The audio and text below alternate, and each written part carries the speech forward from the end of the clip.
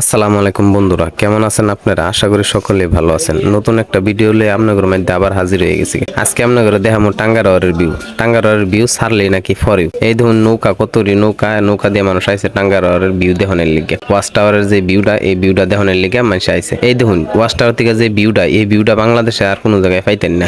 একমাত্র টাঙ্গারওয়ারে আমাকে এই ভিউটা দেখা সম্ভব। এই ভিউটা দেখলে আসলে মনটা প্রাণটা একবারে জোড়ায় যায়, বইরা যায়। আপনারা যদি না আয়েন তাহলে এই জায়গায় এই ভিউটা উপভোগ করতে পারতেন না। এই দেন গাছের নিচে যে একটা ভিউ, আহা কি শান্তি! এই জায়গায় নামিয়া সাঁতার পারলে কি যে মজাই লাগে। গাছের নিচে ছায়া আছে, ঠান্ডা লাগে, আহ কি শান্তি!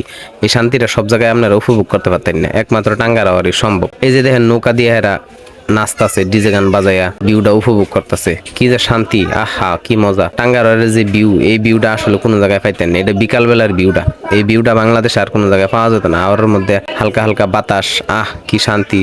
মেঘালয় পাহাড়ের ভিউ, সবকিছু মিলায় দারুণ একটা পরিবেশ, দারুণ একটা অনুভূতি।